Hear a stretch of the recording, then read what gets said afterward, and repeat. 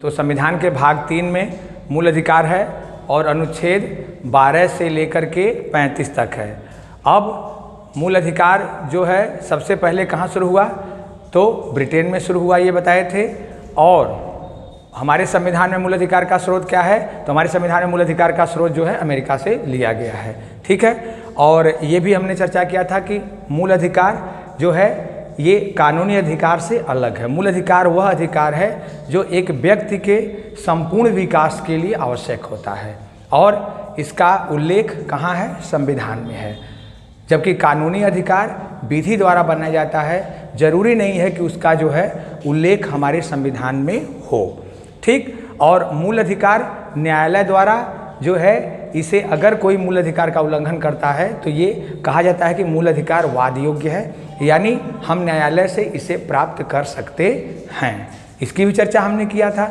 और फिर हम देखते हैं कि मूल अधिकार मूल संविधान में 7 थे, लेकिन वर्तमान में इनकी संख्या कितनी है, वर्तमान में इनकी संख्या जो है 6 है, क्योंकि 44वें संविधान संशोधन द्वारा जो है संपत्ति के मूल अधिकार को एक कानूनी अधिकार बनाया गया और उसे जो है अनुच्छेद 300 क में रखा गया, ठीक है, अनुच्छेद 300 क में रखा गया।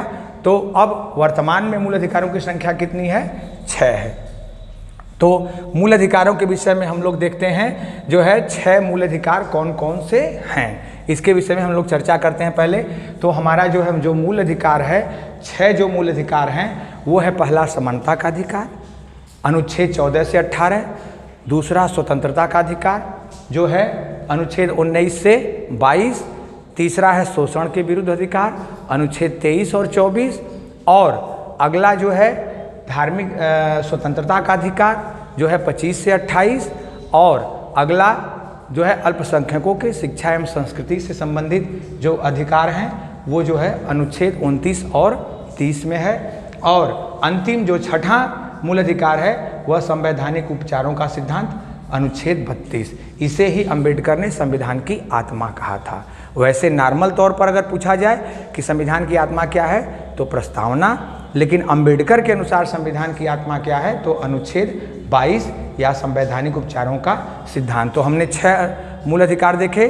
6 मूल अधिकार कौन कौन हैं, तो पहला समानता का अधिकार, दूसरा स्वतंत्रता का अधिकार, तीसरा शोषण के विरुद्ध अधिकार, चौथा जो है धार्मिक स्वतंत्रता का अधिकार, 5वां जो है अल्पसंख्यकों के शिक्षा एवं संस्कृति संबंधी अधिकार, और 6वां जो है संवैधानिक उपचारों का सिद्धांत। तो हम इन कितने अनुच्छेदों में कौन कौन सा अधिकार है इसकी एक बार फिर से चर्चा कर लेते हैं, आप इसको ध्यान से समझिए। समता का अधिकार 14 से 18, स्वतंत्रता का अधिकार 19 से 22, शोषण के विरुद्ध अधिकार 23-24, धार्मिक स्वतंत्रता का अधिकार 25 से 28, अल्पसंख्यकों के शिक्षा एवं संस्कृति संबंधी अधिकार जो है 29-30, और संवैधानिक उपचारों का सिद्धांत जो है ये है अनुच्छेद 32, जिसे अंबेडकर ने संविधान की आत्मा कहा, ठीक है। तो अब हम एक एक मूल अधिकार को जो है थोड़ा सा अच्छे से हम लोग देखते हैं और समझते हैं एक एक मूल अधिकार। तो जो पहला मूल अधिकार है वो है समता का अधिकार। पहला मूल अधिकार क्या है, समता का अधिकार। पहला मूल अधिकार क्या है, समता का अधिकार जो है जो 14 से लेकर के 18 के बीच में है, अनुच्छेद 14 से 18। तो पहला जो अनुच्छेद है उसमें कहा गया है विधि के समक्ष समता। समता का मतलब है विधि के समक्ष समता। यहाँ पर 2 तरह की चर्चा होती है, जो है एक है विधि के समक्ष समता और एक है विधि का समान संरक्षण। तो सबसे पहले हमारे जो है समानता के अधिकार में जो अनुच्छेद 14 से 18 है उसमें विधि के समक्ष समता जो आया तो ये ब्रिटेन के संविधान से लिया गया, ये ब्रिटेन के संविधान से लिया गया जो है विधि के समक्ष समता। लेकिन बाद में ये समस्या आई कि क्या विधि के समक्ष समता सबको एक रूप से एक समान जो है सबके साथ कानूनी व्यवहार किया जा सकता है। तो जैसे मान लीजिए कोई दौड़ प्रतियोगिता हो रही है, क्या उसमें एक विकलांग व्यक्ति को एक सामान्य व्यक्ति के साथ दौड़ाया जा सकता है, तो प्रश्न हुआ कि नहीं, ऐसा नहीं किया जा सकता। इसलिए विधि के समक्ष समता के साथ साथ हमारे संविधान में विधि का समान संरक्षण। तो आपको याद रखना है जो है समता के अधिकार में विधि के समक्ष समता ब्रिटेन के संविधान से, और विधि का समान संरक्षण जो है अमेरिका के संविधान से लिया गया है। विधि के समक्ष समता जो है ये ब्रिटेन के संविधान से, और विधि का समान संरक्षण ये कहाँ से लिया गया है? तो ये लिया गया है अमेरिका के संविधान से। ठीक, तो हम जो है अनुच्छेदों के विषय में कुछ देखते हैं। जो है अनुच्छेद 14 विधि के समक्ष समता, ठीक है, समानता का अधिकार। अगर आप आम भाषा में समझिए तो अनुच्छेद 14 जो है ये समानता का अधिकार है। और समानता दो तरीके से है, जो है पहला विधि के समक्ष समता और दूसरा जो है विधि का समान संरक्षण।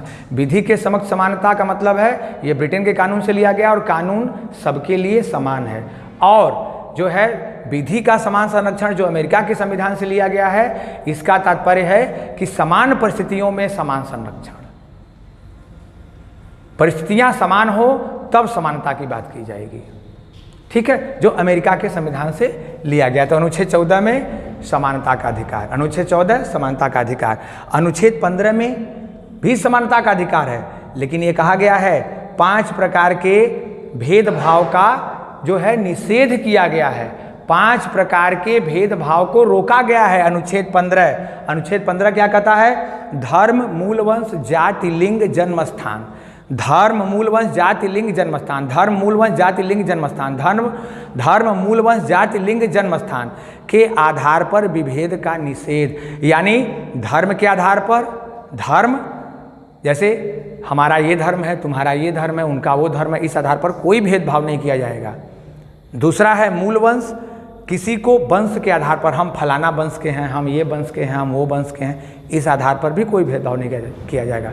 तो धर्म, मूल वंश, जाति, हमारे भारतीय समाज में अनेक प्रकार की जातियां हैं, लेकिन संविधान किसी भी जाति के विषय में कोई भेदभाव का उल्लेख नहीं करता है। तो धर्म, मूल वंश, जाति। उसके बाद लिंग, आज भी समाज में देखते हैं लिंग के आधार पर काफ़ी भेदभाव मिलता है, लेकिन संविधान लिंग के आधार पर किसी भी भेदभाव का निषेध करता है, विरोध करता है, और उसके लिए तमाम सजा का भी प्रावधान है। तो धर्म, मूल वंश, जाति, लिंग, जन्म स्थान, जन्म स्थान के भी आधार पर संविधान किसी प्रकार के भेदभाव का निषेध करता है, जन्म स्थान के आधार पर। लेकिन वर्तमान में देखते हैं हमारे भारत में जो है प्रदेश के आधार पर, स्थान के आधार पर तमाम भेदभाव किए जाते हैं।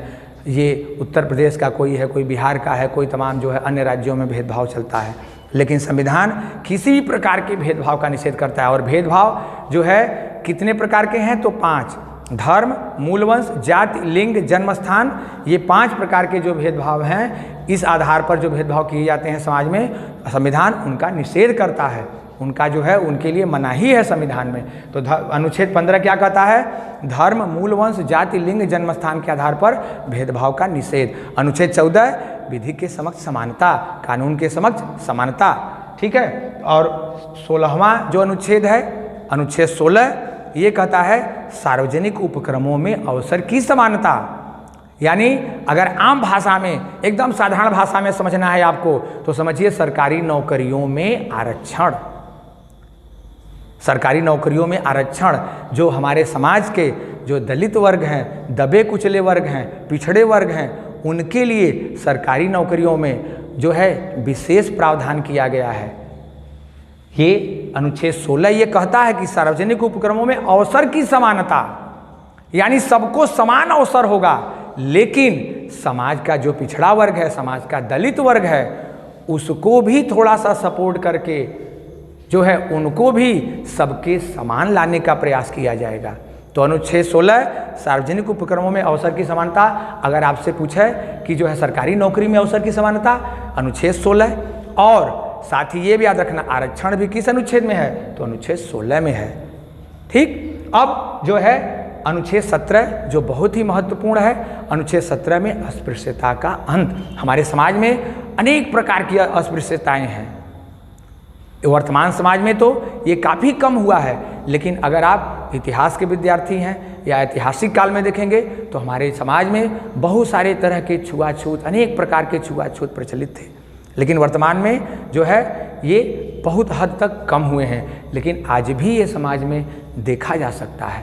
छुआछूत का कोरोना काल में जैसे है, देखिए जिसको कोरोना था उसके साथ भेदभाव किया जाता था, लेकिन ये एक बुराई नहीं है क्योंकि ये रोग का निदान है। लेकिन समाज में जो जाति के आधार पर, धर्म के आधार पर जो छुआछूत है उसका, अस्पृश्यता का निषेध किया गया अनुच्छेद 17 और अनुच्छेद 18 में उपाधियों का निषेध, यानी किसी प्रकार की उपाधि ब्रिटिश शासन में आप देखेंगे कि अनेक प्रकार की जो है जमींदारों को उपाधियां दी जाती थी, राजा, महाराजा, राय, रायन, तमाम जो है नाइटहुड, तमाम उपाधियां दी जाती थी। लेकिन 26 जनवरी 1950 को जब हमारा संविधान पूर्ण रूप से लागू हुआ तो सभी प्रकार की उपाधियों का निषेध कर दिया गया। केवल हमें जो है कुछ उपाधियां दी जाती हैं, जैसे कि शिक्षा संबंधी उपाधि, डॉक्टर जैसे पीएचडी कोई किया है तो डॉक्टर की उपाधि, साथ ही जो है सेना में देखेंगे रैंकिंग है उस आधार पर, और साथ ही पद्म विभूषण, पद्म भूषण, पद्मश्री जो पुरस्कार दिए जाते हैं, तो ये कुछ पुरस्कार दिए जाते हैं, लेकिन इन्हें उपाधि हम नहीं मान सकते हैं। तो अनुच्छेद 18 उपाधियों का अंत। तो हमने पहला जो मूल अधिकार पढ़ा ये समानता का अधिकार। समानता के अधिकार में कितने अनुच्छेद हैं? तो 4 अनुच्छेद आएंगे, 14, 15, 16, 17 और 18। 14, 15, 16, 17, 18 ये 5 अनुच्छेद हैं। समानता के अधिकार में कितने अनुच्छेद हैं? 5। समानता के अधिकार में कितने अनुच्छेद आएंगे? 5। 14 से 18 समानता का अधिकार, और समानता का अधिकार अनुच्छेद 14 से 18 है। और इस अनुच्छेद को हम एक बार फिर से चर्चा करेंगे जिससे आपके दिमाग में बैठ जाए। और अनुच्छेद 14 विधि के समक्ष समता, समानता का अधिकार। अनुच्छेद जो है ये भी समानता का अधिकार है। अनुच्छेद 15 धर्म, मूल, वंश, जाति, लिंग, जन्म स्थान के आधार पर भेदभाव का निषेध। अनुच्छेद 16 सार्वजनिक उपक्रमों में अवसर की समानता। अनुच्छेद 17 अस्पृश्यता का अंत। अनुच्छेद 18 उपाधियों का अंत।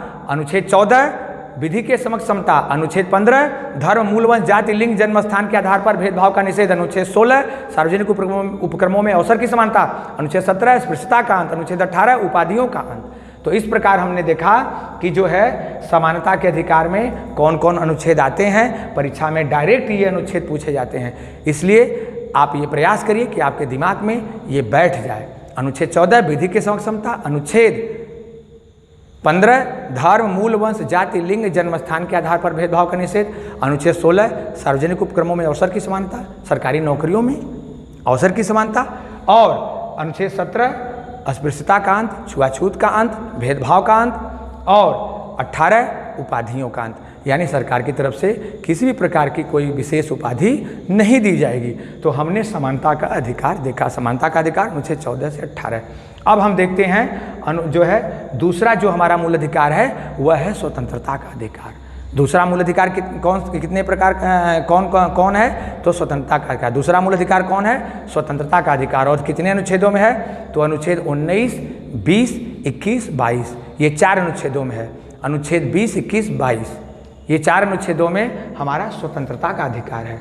अब अनुच्छेद 19 देखते हैं, तो वाक्य एवं अभिव्यक्ति का, ये स्वतंत्रता का अधिकार में अनुच्छेद 19 1A जो देखते हैं ये वाक्य एवं अभिव्यक्ति का अधिकार। तो आपको इसमें विशेष तौर पर ध्यान देना है। क्या जो है इसी में अनुच्छेद 19 1A में जो है वाक्य एवं अभिव्यक्ति की स्वतंत्रता है, तो इसमें प्रेस, मीडिया ये इसी में आते हैं। ये समाज को अभिव्यक्त करते हैं, समाज के विचारों को अभिव्यक्त करते हैं, देश के विचारों को अभिव्यक्त करते हैं। इसलिए प्रेस किस में है? तो वाक्य एवं अभिव्यक्ति के अंतर्गत अनुच्छेद 19 1A में। ठीक है। राष्ट्रीय ध्वज फहराने का अधिकार भी किस में है? तो 19 1A में। उसके बाद जो है विज्ञापन प्रचार प्रसार करने का, तो 19 1A में। साथ ही जो है RTI कानून सन 2005 में RTI सूचना का अधिकार जो आया वो किस अनुच्छेद के तहत? तो अनुच्छेद 19 1A के तहत। और साथ ही मतदाता को जो निर्वाचन होता है, निर्वाचन में जो चुनाव लड़ता है उसके विषय में सारी जानकारी हासिल करने का अधिकार हर मतदाता को है। ये भी किस अनुच्छेद में है? तो 19 1A में। तो आप ध्यान दीजिए 19 1A में क्या क्या आएगा? तो जो है जो वाक्य एवं अभिव्यक्ति स्वतंत्रता के अंतर्गत आता है, राष्ट्रीय ध्वज फहराने का अधिकार, प्रेस, जो है विज्ञापन करने का अधिकार, सूचना का अधिकार भी इसी में आएगा, और मतदाता जो है जो उम्मीदवार लड़ रहा है उसके विषय में पूरी इंफॉर्मेशन मांग सकता है। ये अनुच्छेद 19(1)(a) में। अब हम देखते हैं कि अनुच्छेद 19 में कुल 6 प्रकार की स्वतंत्रताएं हैं। जैसे हमारे संविधान में भाग 3 में 6 मूल अधिकार हैं, उसी तरह से अनुच्छेद 19 में कुल 6 प्रकार की स्वतंत्रताएं हैं। ठीक, तो 19(1)(a), B, C, D, E और G। ठीक है, पहले 7 थी लेकिन वर्तमान में 6 ही है स्वतंत्रता। तो पहला है जो है वाक्य एवं अभिव्यक्ति की स्वतंत्रता। ठीक, 19(b) में क्या है? सभा सम्मेलन करने की। C में क्या है? संघ या संगठन बनाने की। D में क्या है? संचरण की। कहीं भी आप हिंदुस्तान में जा सकते हैं, घूम सकते हैं, संचरण कर सकते हैं, ये D में। उसके बाद निवास करने की स्वतंत्रता E में 19(e), और जो है F जो था वो संपत्ति का अधिकार था।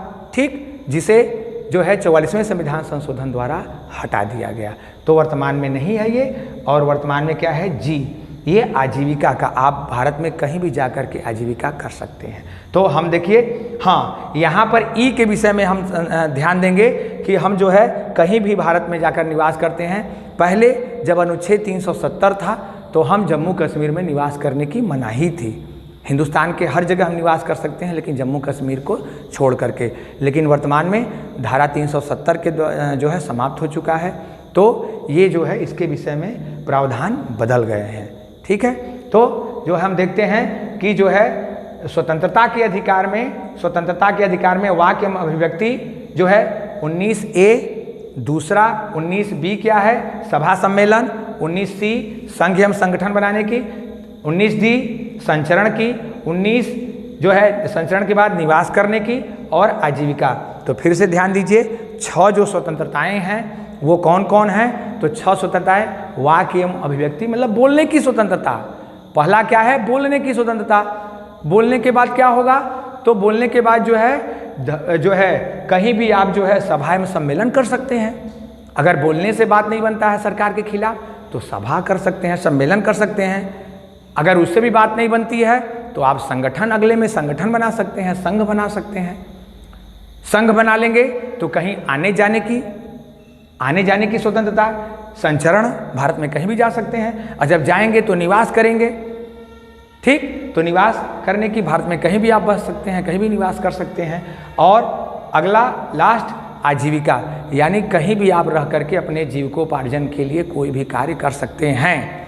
लेकिन साथ ही हम देखते हैं 19(2) में जो है इस पर एक जो है सकारात्मक प्रतिबंध लगाए गए हैं। कहने का मतलब है कि आपके स्वतंत्रता का अधिकार उतना ही है जिससे किसी अन्य व्यक्ति की स्वतंत्रता बाधित न हो।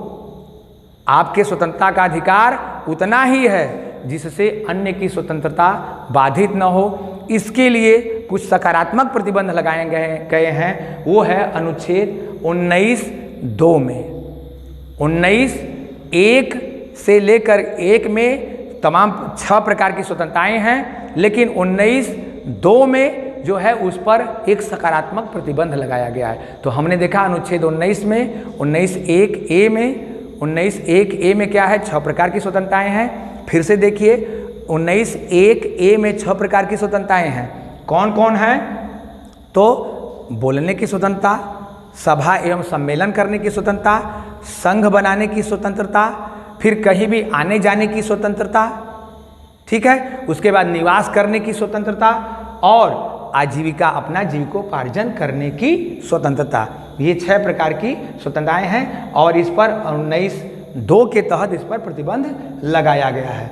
ठीक है, अब हम देखते हैं स्वतंत्रता से संबंधित जो दूसरा अनुच्छेद है वो है अनुच्छेद 20। इसके संबंध में अनुच्छेद 20 कहता है कि दोष सिद्धि के संबंध में संरक्षण, यानी किसी भी व्यक्ति को जब अपराध के लिए गिरफ्तार किया जाता है, दोष सिद्ध किया जाता है, तो उसको जो है 3 प्रकार के संरक्षण प्राप्त है। दोष सिद्धि के संबंध में संरक्षण का मतलब है किसी भी व्यक्ति को, अपराध किए हुए व्यक्ति को जब गिरफ्तार किया जाता है तो उसको 3 तरह के संरक्षण प्राप्त होते हैं।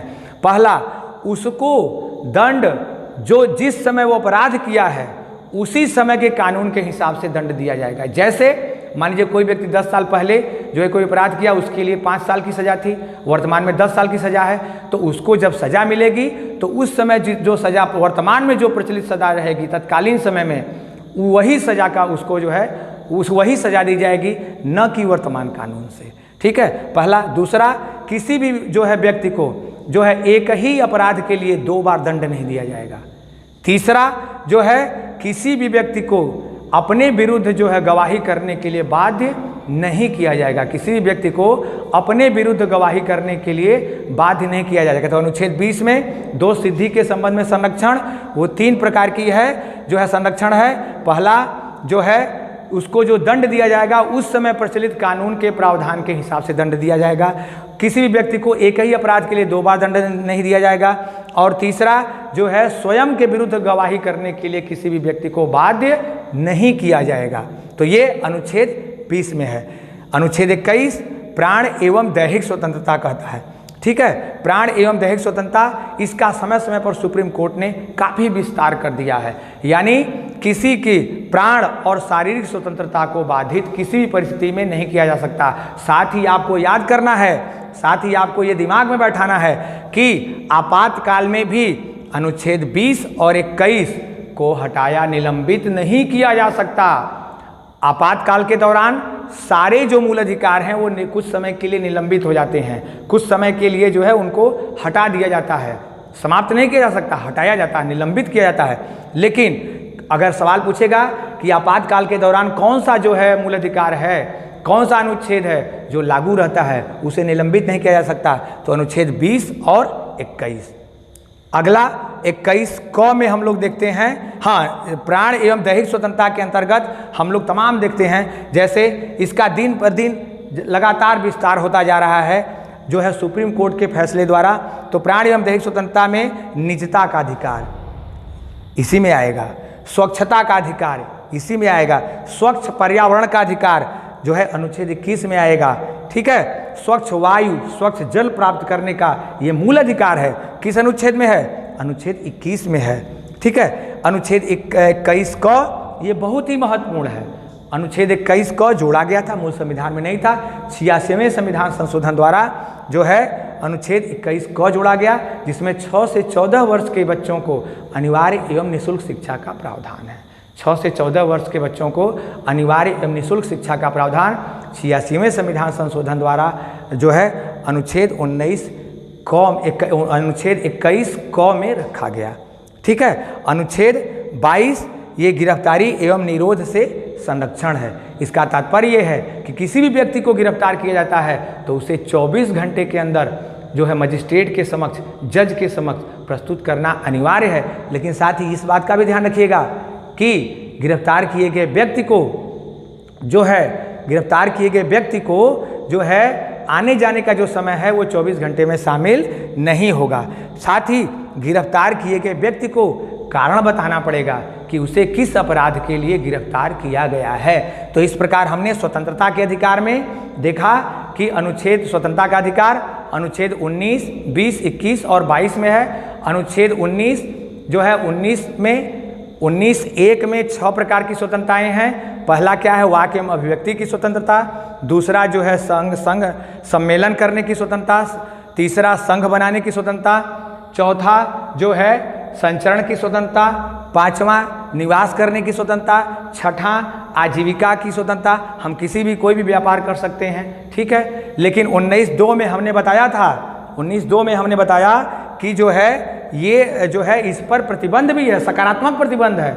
यानी आपकी स्वतंत्रता उतना ही है जितना अन्य की स्वतंत्रता बाधित न हो। तो इसलिए 19(2) में इस पर प्रतिबंध लगाया गया है, सकारात्मक प्रतिबंध है। ठीक है, और जो है उसके बाद हम लोग देखते हैं जो है ये हो गया आपका अनुच्छेद 20 दोष सिद्धि के संबंध में संरक्षण। जो है ये 3 प्रकार के संरक्षण प्राप्त हैं। जो है जो सजा मिलेगी वो उस समय प्रचलित कानून, तत्कालीन समय प्रचलित कानून के हिसाब से मिलेगी। किसी भी व्यक्ति को एक अपराध के लिए 2 बार सजा नहीं दी जाएगी, 2 बार दंड नहीं दिया जाएगा। और तीसरा जो है किसी भी व्यक्ति को अपने विरुद्ध गवाही के लिए बाध्य नहीं किया जाएगा। अगला अनुच्छेद 21 जिसमें प्राण एवं दैहिक स्वतंत्रता है, ठीक, इसमें जो है किसी भी व्यक्ति को जो है उसके प्राण और उसकी जो शारीरिक स्वतंत्रता है उसका हनन नहीं किया जाएगा। तो अनुच्छेद 20 और 21 ये आपातकाल में भी लागू रहते हैं, इस बात को विशेष तौर पर जो है ध्यान दीजिए। और 21 का क्या है, शिक्षा के संबंधी अधिकार, 6 से 14 वर्ष के बच्चों को अनिवार्य एवं निःशुल्क शिक्षा 86वें संविधान संशोधन द्वारा। और अनुच्छेद 22 गिरफ्तारी एवं निरोध से संरक्षण, किसी भी व्यक्ति को अगर अपराध के लिए गिरफ्तार किया जाता है तो उसका कारण बताना पड़ेगा और साथ ही 24 घंटे के अंदर जो है उसे न्यायालय में जो है उपस्थित करना अनिवार्य है। नमस्कार मित्रों, आप इस वीडियो को अधिक से अधिक लाइक और शेयर करें, अपनी राय कमेंट करके बताएं। इस तरह की और जानकारी के लिए हमारे टेलीग्राम व यूट्यूब चैनल शिक्षा फाल्कन को सब्सक्राइब करें, साथ ही बेल आइकन दबाएं जिससे हमारी वीडियो की नोटिफिकेशन आपको सबसे पहले मिले। धन्यवाद।